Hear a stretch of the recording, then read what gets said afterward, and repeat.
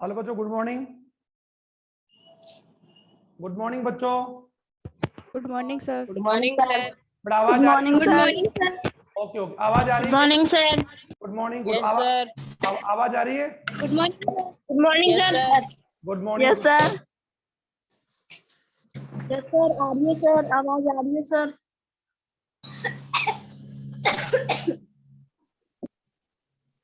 White board नजर आ रहा है क्या? No sir. व्हाइट बोर्ड हाँ देखो। सर, थोड़ा बहुत यस सर। आ रहा है बेटा? थोड़ा ही नजर आ रहा है। आ रहा है अब? पूरी स्क्रीन? सर। पूरा स्क्रीन नहीं आ रहा है? पूरी स्क्रीन? आप भी YouTube पे यस सर। ओके बेटा, एक यस बार सर, आ होल्ड रही है। होल्ड करो एक बार। अरे बाबूलाल जी, सर जी ने। अच्छा बच्चों, गुड मॉर्निंग। अच्छा सभी अब एक अपने वीडियो को ना, आप लोग एक काम करेंगे, वीडियो को ऑन कर लीजिए, आवाज को म्यूट कर लो आप, है ना? आवाज को म्यूट कर लो। और जो होस्ट आ रहा है ना आपके मोबाइल पर आ रहा होगा, होस्ट कैमरा को डबल क्लिक कर लो। इससे क्या होगा, केवल मैं ही आपको दिखाई दूंगा और बाकी बच्चे नजर नहीं आएंगे, ठीक है? होस्ट है ना आपके, आ रहा होगा होस्ट? नो सर, नहीं यार। होस्ट वीडियो आ रहा होगा आपके, देखो। नहीं आ नो रहा? हाँ सर। सर। होस्ट नहीं वीडियो है पर जाके नहीं आ रहा है, कैमरे पर आ रहा है आपके। होस्ट पर डबल क्लिक करो, ये पूरा स्क्रीन। हाँ सर। होस्ट पर जाके डबल क्लिक करो, ठीक है? अब यस सर। आपको और कोई बच्चे नजर थोड़ी आ रहे हैं आपको?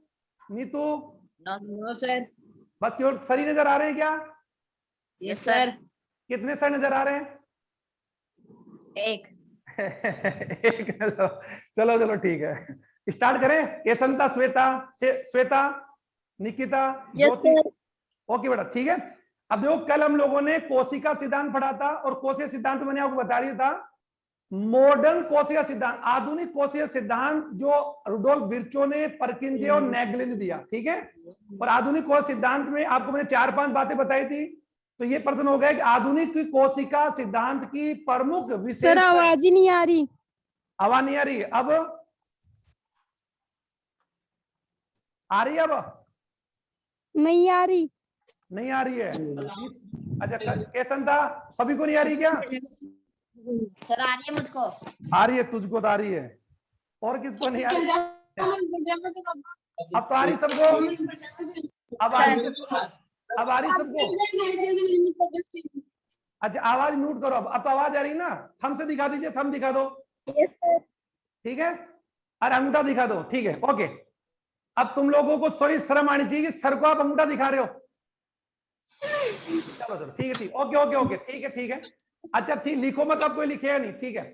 हाँ, अब देखो हम लोग कोशिका सिद्धांत पढ़ चुके बच्चों। अब जल्दी शुरू करते हैं। कोशिका सिद्धांत में हम लोग क्या पढ़ेंगे? अब जो कोशिका सिद्धांत का, आवाज नहीं बेटा, एक्सेप्शंस आपको मैंने कल बता दिया था कि सबसे पहले कोशिका सिद्धांत दिया था, आपको याद होगा, मैंने कल लिखा था ड्यूट्रोकेच, और उसके बाद में स्वान और स्लाइडेन। और फिर नया कोशिका सिद्धांत, जो आधुनिक कोशिका सिद्धांत जो था, वो नेगेली ने, परकिंजे ने और रुडोल्फ विर्चो। और उन्होंने एक बात इंपॉर्टेंट बताई कि कोशिका, यानी कोशिका में विभाजन करने की क्षमता होती है, और सभी नवीन कोशिकाओं की, ये बार बार रिपीट करता हूं, कल भी मैंने इसको सेवरल टाइम रिपीट किया था, और ये बात तुम्हें समझ आ गई कि सभी नई कोशिकाओं की उत्पत्ति पुरानी या पूर्व कोशिकाओं से होती है। मतलब जीव की उत्पत्ति जीव से। किसकी उत्पत्ति बच्चों? जीव की उत्पत्ति जीव से होती है, बस ये चीज दिमाग में डालो, ओके? अब कोशिका सिद्धांत भी कहा गया, ध्यान दीजिए, कोशिका सिद्धांत क्या कहते हैं कि सभी सजीव कोशिका या कोशिकाओं मिलकर बनते हैं, नंबर 1। नंबर 2, कोशिका सभी सजीवों की क्रियात्मक इकाई है, संरचनात्मक इकाई है, आनुवंशिक इकाई है, उपापचय इकाई है, जैविक इकाई है, कई नाम हो सकते हैं। और सबसे इंपॉर्टेंट बात है कि कोशिका सजीवों की आनुवंशिक इकाई भी है। क्यों? क्योंकि उसमें क्या पाए जाते हैं? आनुवंशिक पदार्थ। और कल मैंने आपको कहा था कि आनुवंशिक पदार्थ किसी कोशिका के कहां पर पाया जाता है बच्चों? केंद्रक में। कहां पर पाया जाता है? केंद्रक। ये ध्यान दोगे भी। अब आप इंपॉर्टेंट चीज आइए, पहले बहुत सिंपल बात कर रहा हूं, अब हम पढ़ेंगे कोशिका सिद्धांत के अपवाद, यानी exceptions. Exceptions of cell theory, यानी इसको आप देख पढ़ेंगे, कोशिका सिद्धांत।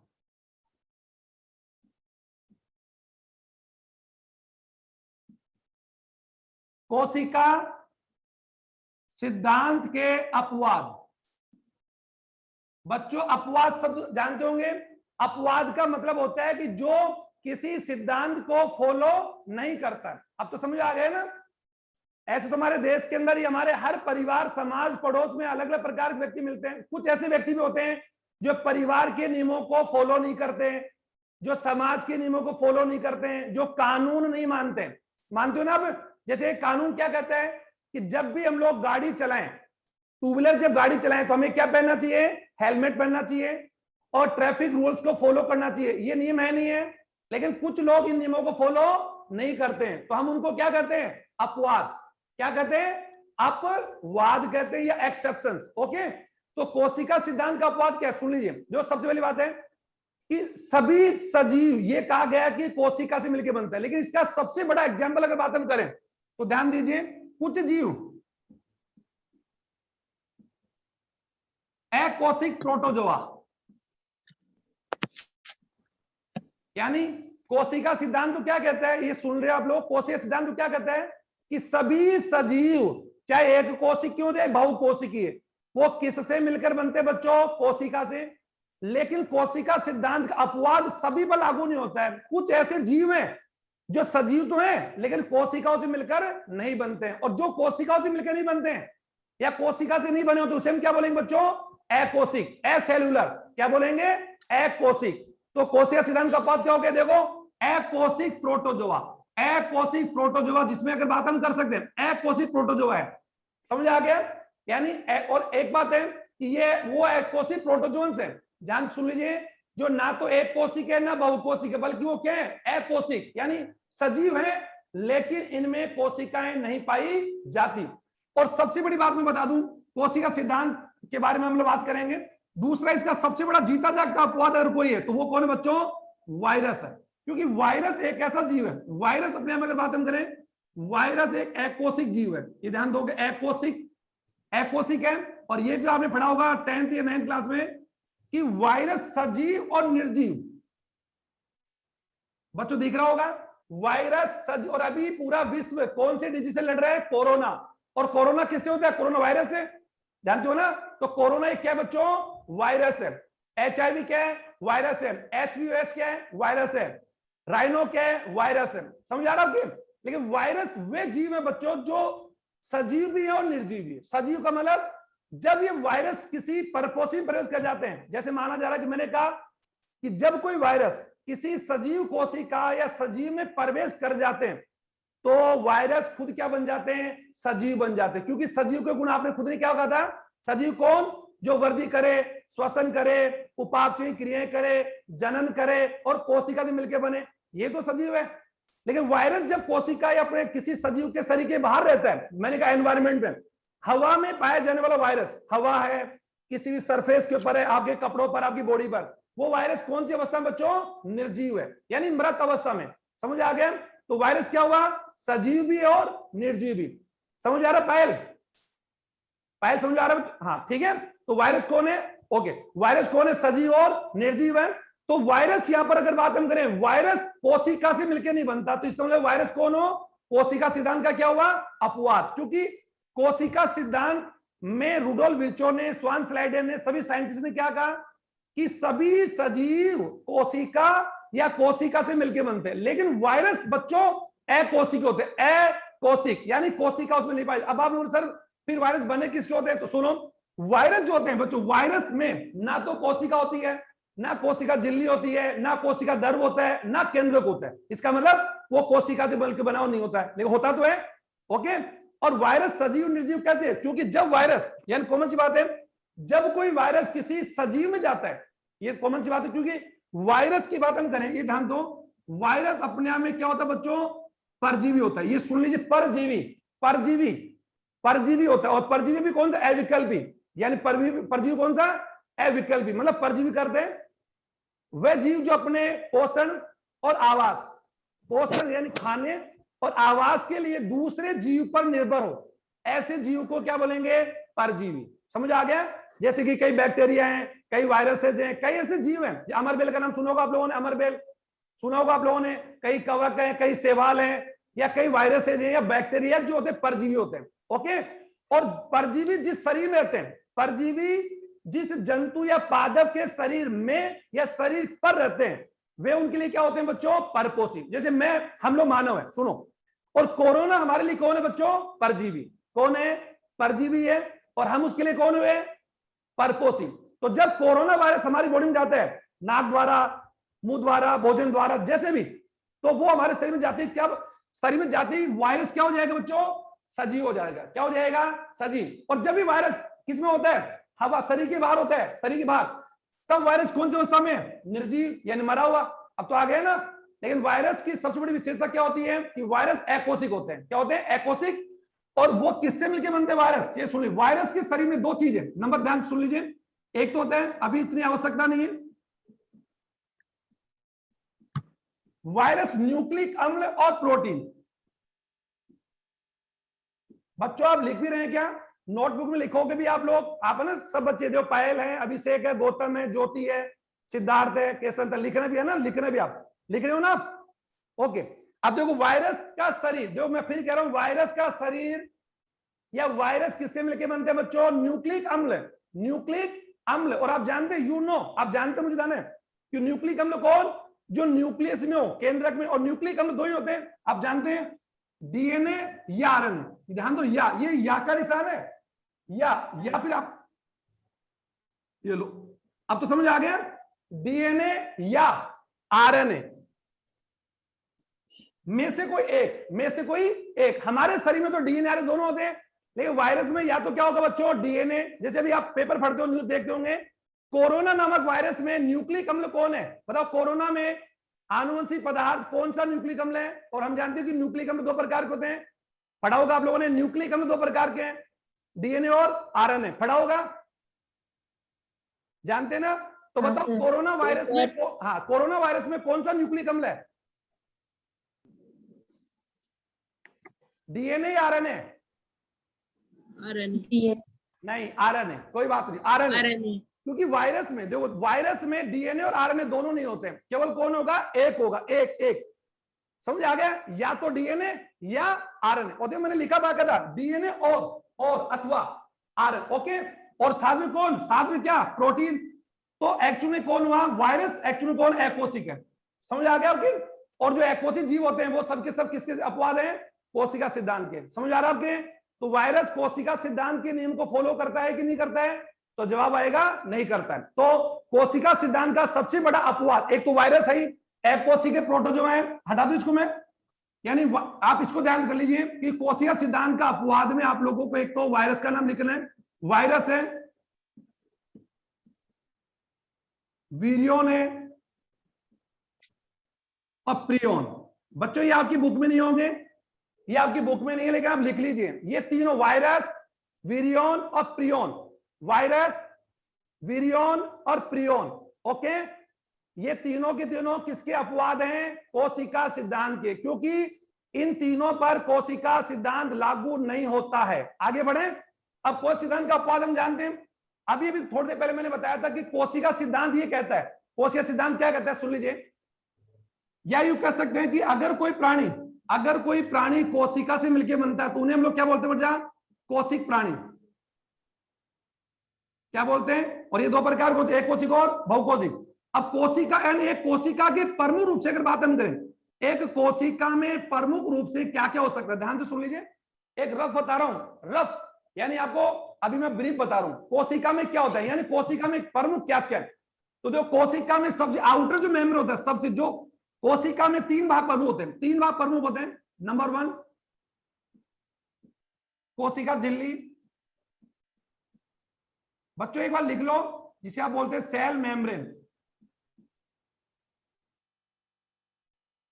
और मैं आपको YouTube पर आपके जो चैप्टर चल रहा है ना, उस पर मैं आप लोगों के जो क्लास है 11 क्लास, उस पर मैं आपको YouTube चैनल भी दूंगा लिंक, जिस पर आप लोग जाकर इसके वीडियो मैंने बना रखे हो, आप देख लें। ये तो हमारी लाइव क्लास है, और सेल को लेकर मैंने कुछ वीडियो बना रखे हैं। ओके, तो वो वीडियो मैं आपको डाल दूंगा, जिसमें आपको और समझ में आ जाएगा। ओके, हाँ ध्यान दो, कोशिका में प्रमुख रूप से तीन संरचनाएं पाई जाती है। ये पढ़ो आप तो 3। नंबर 1 कोशिका झिल्ली। कोशिका झिल्ली कौन होती है बच्चों? कोशिका का सबसे बाहरी आवरण को कोशिका झिल्ली या सेल मेम्ब्रेन कहते हैं, बस इतना। अच्छा, अब कोशिका के अंदर जो दूसरा भाग है, उसे हम लोग यूं कहते, दूसरा भाग उसे बोलते हैं बच्चों कोशिका द्रव्य। कोशिका द्रव्य जिसे आप लोग बोलते हैं साइटोप्लाज्म। और सभी शब्दों की बच्चों अंग्रेजी में वोकैबुलरी लिखेंगे मेरे साथ साथ, साइटोप्लाज्म। और तीसरे भाग का नाम होता है बच्चों केंद्रक। केंद्रक, वेरी गुड, जिसे आप लोग बोलते हैं न्यूक्लियस। ओके, अब हम लोग, आप लोगों ने 9th में पढ़ा होगा कि साइटोप्लाज्म यानी कोशिका दर और केंद्रक, इन दोनों को मिलाकर हम क्या बोलते हैं? जीव द्रव्य। और जीव द्रव्य का नाम क्या होता है बच्चों? प्रोटोप्लाज्म।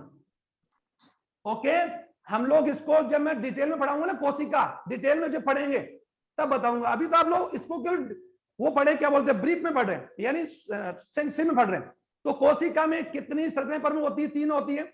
अब मैंने आपको कहा कि अब मैंने आपको क्या कहा कि जो प्राणी कोशिका से मिलकर बना है उसमें कोशिका झिल्ली होगी, कोशिका दर होगा और केंद्र को। अब बात आती है वायरस की, बात हम कर रहे हैं वायरस। अब देखो वायरस, और हम जानते हैं कोशिका दर कौन है, ये कौन दर है, और ये कौन बच्चों? न्यूक्लियस है। ये अभी इतना पढ़ लें, ये न्यूक्लियस। अब इतना ही बहुत है, अभी टाइम ही हमारे पास नहीं है। जब हम पढ़ेंगे, जब मैं आपको केंद्र पढ़ाऊंगा ना अच्छे से, तब समझ में आएगा। अभी देखो ये केंद्रक है, और केंद्र के अंदर ये कौन बच्चों? आनुवंशिक पदार्थ है, जिसे हम लोग आनु पदार्थ बोलते हैं। और ये कौन है? केंद्रिका है। और ये केंद्र द्रव्य है। ये तो पढ़ा होगा आप लोगों ने कि केंद्रक के भी खुद के 4 भाग होते हैं। केंद्रक झिल्ली, जैसे ये कौन झिल्ली? ये जो झिल्ली आप देख रहे हो, ये कौन झिल्ली है? ये पतली सी, ये कोशिका झिल्ली है, जो कोशिका को कवर करती है, यानी कोशिका के कोशिका द्रव्य को आवरण करने वाली संरचना को क्या कहते हैं? कोशिका झिल्ली, सेल मेम्ब्रेन, प्लाज्मा झिल्ली, इसके कई नाम हो सकते हैं। ओके, अब उसी प्रकार ये कोशिका झिल्ली जिसको कवर करती है, ये कौन? कोशिका द्रव्य। तो कोशिका द्रव्य और केंद्रक दोनों को मिलाकर हम क्या बोलते हैं बच्चों? जीव द्रव्य। और कोशिका द्रव्य में कई प्रकार के कोशिकांग पाए जाते हैं, कोशिकांग। और आप जानते हैं कोशिकांग कौन कौन से? माइटोकॉन्ड्रिया, गोल्जी काय, अंतःपृष्ठ जालिका, राइबोसोम। याद आ गए ना आपको भावेश? हाँ, वेरी गुड। तो कोशिका में ये सब कुछ होते हैं। ओके, लेकिन बात यहां पर आती है कि जो सजीव या जो प्राणी या जो सूक्ष्म जीव कोशिका से मिलकर बना नहीं होता है, कोशिका से मिलकर बना नहीं होता है, तो वो उसका क्या हो गया? अपवाद। और उसमें नाम क्या आ गया? वायरस आ गया, वीरियन आ गया और पियोन आ गया। ठीक है, और कौन आ गए? अकोशिक प्रोटोजोआ। अकोशिक बढ़ावा नहीं, अकोशिक कौन? जो कोशिका से मिलकर नहीं बने। और कुछ ऐसे जीव है बच्चों जिनमें सेल मेम्ब्रेन नहीं होती है, जैसे कि सेल मेम्ब्रेन नहीं पाई जाती, जैसे कि पीपीएलओ की बात हम करें, माइकोप्लाज्मा की बात हम करें, कुछ जिनमें सेल मेम्ब्रेन नहीं पाई जाती है। क्या नहीं पाई जाती है? Cell membrane. Very good. तो कुल मिलाकर कह सकते हैं कि कोशिका या कोशिक उसे कहेंगे जिसमें तीनों संरचनाएं पाई जाए, और जिसमें तीनों संरचनाएं नहीं पाई जाती है वे किसके अपवाद होंगे? कोशिका सिद्धांत के। अब एक एग्जाम्पल बता रहा हूं आपको यहीं पर, वायरस तो वही बच्चों, इसके अलावा जो कुछ अभी एक और मैंने नाम लिखा था, क्या नाम? माइकोप्लाज्मा।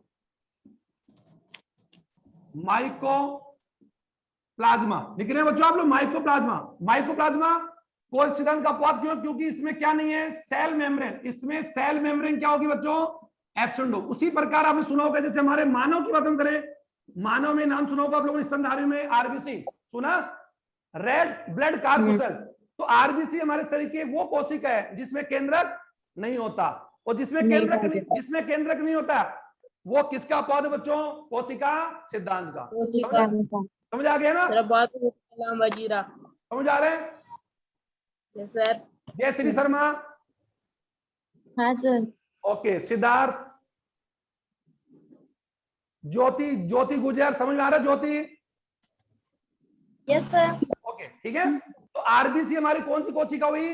केंद्रक विहीन, विदाउट न्यूक्लियस। तो कुल मिलाकर मैं आप लोगों को, ये तो समझ आएगा होगा आपके। अब ध्यान दो बच्चों, ये तो आप लिख भी रहोगे। Yes sir. तो कोशिका सिद्धांत का अपवाद कौन कौन है? अकोशिक प्रोटोजोआ यानी माइकोप्लाज्मा है, वायरस, वीरियन, और एक कौन सी कोशिका बताई मैंने अभी आपको? आरबीसी। ओके, एक आपको तो पादपों में एक कोशिका होती है जिसका नाम सुना होगा आप लोगों ने, चालनी कोशिका। पढ़ा होगा चालनी कोशिका या चालनी नलिका। ये बताऊंगा आपको। ये वे नलिका या कोशिका होती है जिनके अंदर, यानी ये दोनों की दोनों कोशिका जो होती है, ये दोनों की दोनों कोशिका कैसी होती है बच्चों? केंद्रक विहीन, यानी इनमें क्या नहीं होता है? केंद्रक नहीं पाए। हालांकि इसके अलावा और भी कोशिका है हमारी दंत कोशिका में, जो कोशिका होती है ओडेंटोब्लास्ट कोशिकाओं में होती है, आईज में भी कुछ ऐसी कोशिका होती है, चर्म में भी कुछ ऐसी कोशिका होती है जिनमें न्यूक्लियस नहीं होता। अब तो समझ आ गया। तो हमारी बॉडी में ही कई ऐसी कोशिकाएं हैं जो कोशिका होकर भी कोशिका नहीं है, क्योंकि अभी अभी आपने क्या कहा, कोशिका कौन, जिसमें 3 संरचनाएं पाई जाए। लेकिन आरबीसी एक कोशिका तो है, लेकिन उसमें क्या नहीं है बच्चों, केंद्रक नहीं है, और ना केंद्रक बल्कि उसमें कोई कोशिकांग भी नहीं है। माइटोकॉन्ड्रिया की बात हम कर रहे हैं, राइबोसोम भी नहीं, यानी ऐसी कोशिका जिसमें कोशिकांग भी नहीं है, केंद्रक भी नहीं है, केंद्रक झिल्ली भी नहीं है। अब तो समझ आ गया आपके। ओके, तो ये सब के सब क्या हुए बच्चों, कोशिका सिद्धांत के अपवाद, जो कोशिका सिद्धांत के अवधारणाओं को लागू नहीं करते। तो ये आपके लिए मुझे अपेक्षा है कि तुम समझ में आ गया। तो आरबीसी ये कोशिका तुम जानते हो, ये तो किन में पाई जाती है बच्चों, जंतुओं में, और ये किन में जाती है, ये किन में जाती है, पादों। अब एक बात और बता दूं, हाथों आप सुनिए कि आरबीसी और किसकी आरबीसी बच्चों, स्तनधारियों की। और स्तनधारी आप जानते हैं, स्तनधारी को हम लोग क्या बोलते हैं बच्चों, मैमल्स बोलते हैं। क्या बोलते हैं, मैमल्स। और मैमल्स वो होते हैं वे जंतु जिनमें स्तन ग्रंथि पाई जाती है, जिनका हृदय में 4 कक्ष होते हैं, जिनमें पूरा परिसंघन पाया जाता है, जो समतापी होते हैं। ये तो पढ़ा होगा आप लोगों ने 9th क्लास में, याद करो 9th क्लास में कोडेटा संघ को आप लोगों ने 5 याद है ना आपको। हाँ सर। तो उसमें आखिरी वाला कौन सा युग से तो वर्ग आया था, मैमेलिया। और हम किस में आते हैं, मैमेलिया में आते हैं। गाय, भेड़, बकरी, कुत्ता, बिल्ली, याद है, हाथी, घोड़े, ऊंट, मानव, चूहे, गिलहरी, ये सब के सब कौन है, स्तनधारी, मैमेलिया। Very good. तो मैंने बताया कि किन प्राणियों की आरबीसी में केंद्रक नहीं है, मैमेलिया में। ये अभिषेक, बेटा अभिषेक ध्यान दो, मैमेलिया वर्ग यानी मैमल्स वर्ग के प्राणियों की आरबीसी केंद्रक विहीन होती है, यानी न्यूक्लियस लेस होती है। क्या होती है, न्यूक्लियस नहीं होता। लेकिन मैमल्स में एक ऐसा प्राणी है, स्तनधारी में एक ऐसा प्राणी बच्चों, एक ऐसा जिसका नाम आपने सुना होगा, ऊंट। सुना आप लोगों ने, ऊंट। और एक नाम और जानते हो, लामा। ये दोनों के दोनों स्तनधारी तो है, यानी हमारे साथ ही है, स्तनधारी है ना। ऊंट कौन है, स्तनधारी है। क्यों, ऊंट में 2 प्राणी होते हैं, नर और मादा होते हैं। ऊंट स्तनधारी तो है, लेकिन ये एक ऐसा स्तनधारी है। और हम जानते हैं ऊंट कहां पाया जाता है, रेगिस्तान में। रेगिस्तान बोले तो बच्चों राजस्थान, और हम राजस्थान में ही है, जानते होंगे आप, राजस्थान में तो है हम। और राजस्थान के जयपुर में, अगर हम लोग जयपुर से इधर चलते हैं, जैसलमेर तरफ चलते हैं, बाड़मेर, तो वहां पर आपको ऊंट नजर आते हैं, है ना। तो ऊंट है तो हमारे स्तनधारी, लेकिन ऊंट की आरबीसी में केंद्रक पाया जाता है। समझ आ गया ना। ओके, अब है ना, ऊंट और लामा, ऊंट और लामा की आरबीसी, ऊंट और लामा की आरबीसी बच्चों केंद्रक युक्त होती है, केंद्रक युक्त होती है। समझ आ गया। मतलब ऊंट और लामा की आरबीसी कोशिका सिद्धांत का अपवाद नहीं है, अपवाद नहीं है। ठीक है, वेरी गुड। अब चलो जल्दी हम लोग आगे चलते हैं। तो ये तो आपको समझ आएगा। अब मैं आपको ले चलता हूं जल्दी। अब बच्चों अभी मैंने आपको कोशिका के 3 भाग बता दिए, आपने लिख लिया होगा, सेल मेम्ब्रेन, साइटोप्लाज्म और न्यूक्लियस, ये हम लोग पढ़ चुके हैं। अब थोड़ा आगे चलते हैं। अब कोशिकाओं के आकार आकृति बात चलती है, आकार आकृति। तो सबसे पहले बात चलती है कोशिकाओं का, यूं कह सकते हैं, shape and size, shape and size,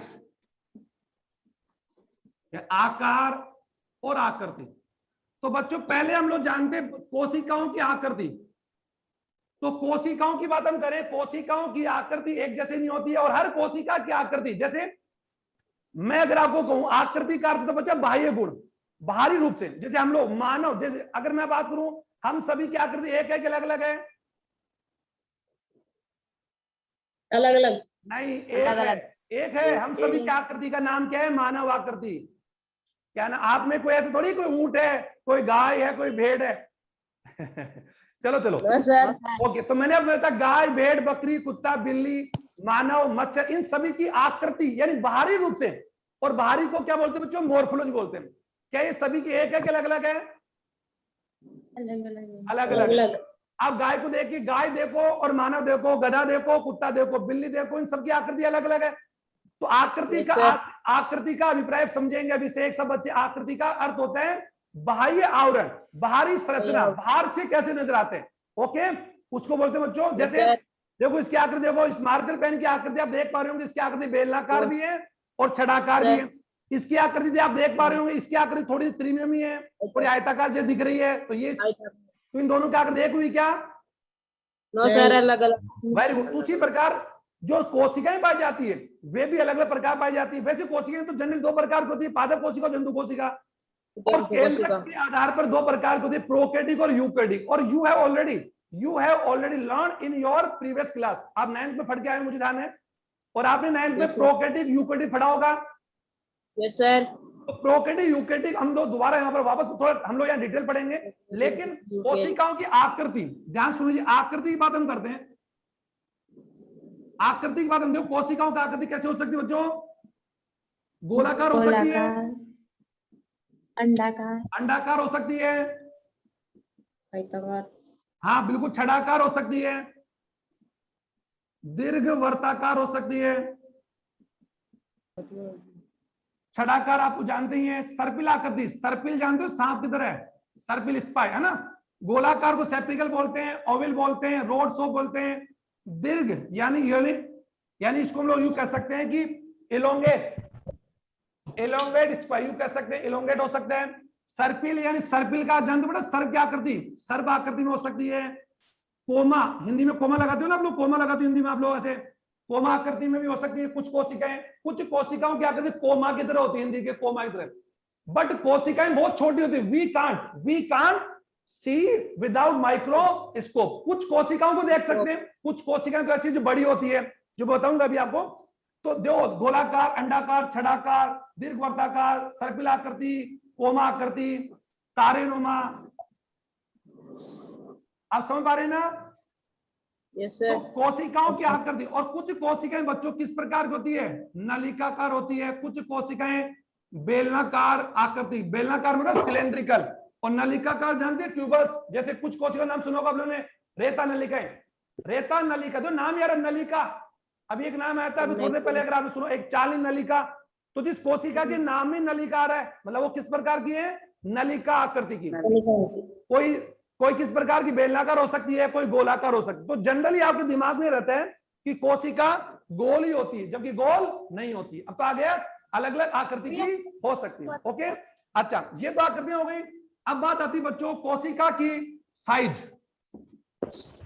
और साइज देखो, आप एक चीज जानते हैं बच्चों, आकार और आकृति। आकार और आकृति बच्चों, ये एक विशेषता है कि दो विशेषता है?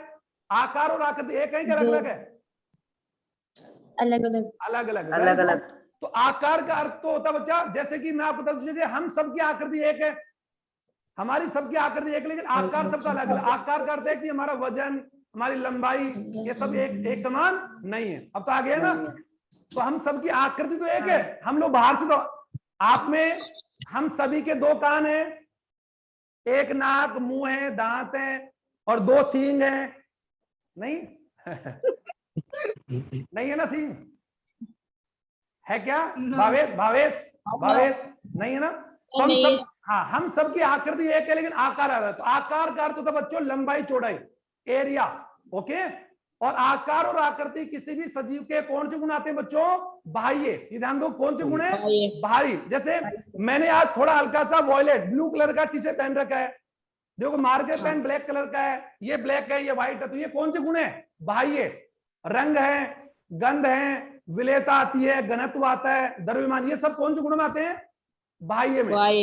ओके, तो आप जानते हैं किसी कोशिका का आकार कितना हो सकता है? तो देखो, कोशिका का आकार जनरली बच्चों 0.1 माइक्रोन से लेकर लगभग 100 माइक्रोन तक हो सकता है। अब देखो, अलग अलग बुक में अलग अलग दिया हुआ है, आप इसको फेयर कर लें। 0.1 भी हो सकता है, 0.2 भी हो सकता है, ठीक है? 0.1 to 100 माइक्रोन। और ये कौन है? माइक्रोन है, ये हम जानते हैं माइक्रोन। ओके, जैसे हम जानते होंगे आप लोग, ये सभी के सब किसके मात्रक हैं? लंबाई के। और लंबाई का बड़ा मात्रा आप जानते हैं, किलोमीटर, मीटर, सेंटीमीटर, मिलीमीटर, सुना आप लोगों ने? नैनोमीटर, एंगस्ट्रॉम, माइक्रो, सुना ना? ये सभी सब किसके मात्रक हैं? लंबाई के, हैं? ओके, तो सबसे छोटी कोशिका इतनी हो सकती है। अब बात आती है, ये तो मैं बता दूं, अब ये तो मैं लिख दिया। अब कोशिका, सबसे छोटी कोशिका, स्मॉलेस्ट सेल, यानी सबसे छोटी कोशिका की बात हम करें तो सबसे छोटी कोशिका है बच्चों mycoplasma.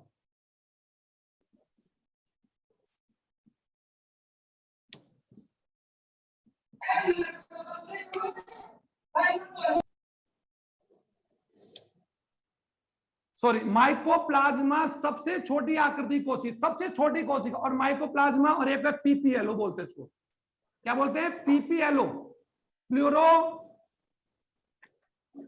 Pleuro pneumonia like organism. बच्चा माइकोप्लाज्मा का सूक्ष्म नाम क्या है? एक्सपेंड फॉर्म क्या है? एक्सपेंड फॉर्म का अर्थ full name PPLO. PPLO, P मतलब प्लूरो, सेकंड पी निमोनिया।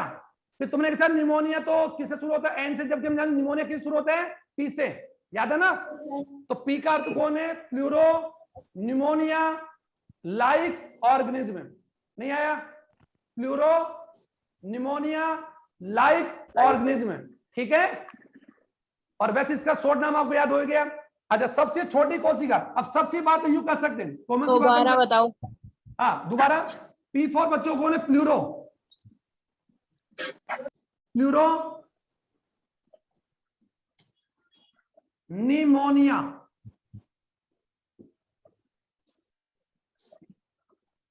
ठीक है। और एल का अर्थ यहां पर क्या? एल, एल का मतलब यहां पर क्या बच्चों? लाइक। ओ का अर्थ है ऑर्गेनिज्म, ठीक है। निमोनिया की तरह, निमोनिया के जीव, और हम जानते हैं निमोनिया के रोग जनक का नाम है स्ट्रेप्टोकोकस न्यूमोनी। निमोनिया हमारे किस रोग जनक से, जीवाणु से होते हैं? Streptococcus pneumoniae. तो निमोनिया का जो जीवाणु है उसकी तरह के जीव को क्या बोलते हैं? माइकोप्लाज्मा। लेकिन माइकोप्लाज्मा और स्ट्रेप्टोकोकस क्या एक है क्या? नहीं, वो उसकी तरह है लेकिन वो नहीं है। ओके, तो पीपीएलओ या mycoplasma is a smallest cell ever, अब तक की छोटी कोशिका जो देखी गई है। ओके, और इसे किससे देखा होगा? माइक्रोस्कोप से। मैंने बताया था आपको कि जब माइक्रोस्कोप का आविष्कार किया था गैलीलियो ने, तो माइक्रोस्कोप के यानी सूक्ष्मदर्शी के आविष्कार के बाद में प्रकाश सूक्ष्मदर्शी आई, इलेक्ट्रॉन माइक्रोस्कोप आया, जिनके द्वारा हम लोग सूक्ष्म से सूक्ष्म चीजों को देख सकते हैं। जैसे कि इलेक्ट्रॉन, क्या इलेक्ट्रॉन की खोज हो चुकी है? हाँ, प्रोटॉन, न्यूट्रॉन, मेसॉन, एंटीन्यूट्रॉन, ये सर आप लोग मान चले इतने छोटे कण हैं जिन्हें देखा जा चुका है। इसका अर्थ है किससे देखा गया होगा? माइक्रोस्कोप से। और वो माइक्रोस्कोप क्या होता है? इलेक्ट्रॉन माइक्रोस्कोप, ठीक है। अच्छा, सबसे बड़ी बात यूं कर सकते हैं, अब ये तो आपके समझ आ गया। सबसे बड़ी जो लार्जेस्ट सेल है, सबसे बड़ी जो लार्जेस्ट सेल है, जंतु की बात चल रही है बच्चों, किसकी बात चल रही है? जंतु में। तो वो कौन है? सबसे बड़ी लार्जेस्ट सेल है शुतुरमुर्ग।